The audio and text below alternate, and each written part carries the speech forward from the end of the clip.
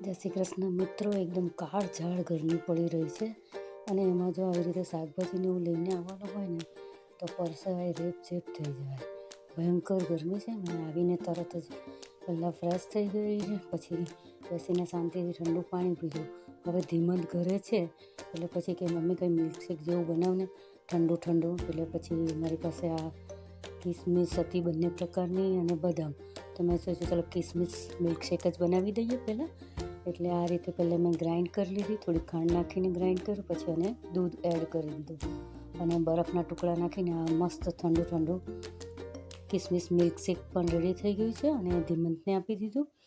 હવે આ તમને સૌને ખબર જ છે કે ગુરુવાર હોય એટલે પંડ્યાજી એકટાણું કરે એટલે મારે ફૂલ રસોઈ જ કરવાની હોય છે. એટલે મેં આરામ કરવાનું માંડી વાળીને સૌથી પહેલાં મેં પહેલાં રસોડું જ કરી નાખ્યું. તો વિચાર આજે એવો રાખ્યો કે ફૂલ થાળી બનાવવાની છે એટલે પહેલાં મેં દાળ ચોખા બાફવા મૂકી દીધા અને આ વરાળિયા બટાકા બનાવવા માટે ઝીણા ઝીણા બટાકા સમારી લીધા. કઢાઈમાં તેલ લઈ લીધું, રાઈ, જીરું, હિંગ, મીઠા લીમડાનો વઘાર કરીને આ રીતે બટાકા જે નાના નાના ટુકડા કર્યા હતા તેને વઘારી લીધા. સ્વાદ પ્રમાણે મીઠું એડ કરી દીધું, આદુ મરચાંની પેસ્ટ એડ કરી દીધી, બરાબર એને મિક્સ કરી.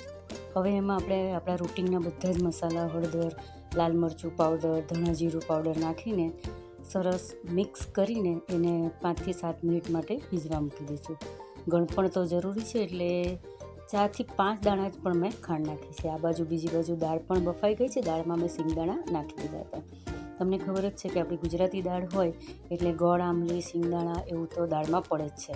તો આંબલીનું પાણી, આદુ મરચાંની પેસ્ટ, સ્વાદ પ્રમાણે મીઠું બધું એડ કરીને મેં સરસ દાળને આટી લીધી છે. હવે દાળનો વઘાર કરી લઈશું.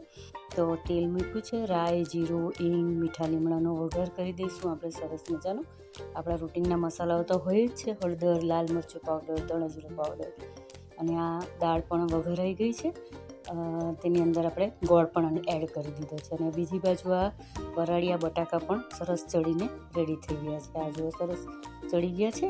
લીલા ધાણાથી આપણે એમાં ગાર્નિશ કરી લઈશું. ધાણાનો સ્વાદ પણ એટલો સરસ આવે અને સુગંધ પણ. બીજી બાજુ દાળ પણ ઉકળવા માંડી છે. હવે આ બાજુ ભાખરીનો લોટ પણ બંધાઈ ગયો છે અને ભાખરીઓ પણ મેં રેડી કરી દીધી છે. એટલે હવે પંડ્યાજી પણ આવી જ ગયા છે એટલે આ આપણી એ ગુરુવાર સ્પેશિયલ થાળી તૈયાર છે. વરાળિયા બટાકા, દાળ, સલ કચુંબર કરી છે, છૂંદો છે, ગુંદાનું સરસ તાજું અથાણું છે, આ ભાત છે, ભાખરી છે અને આપણી આજની ફૂલ ગુજરાતી થાળી તૈયાર છે.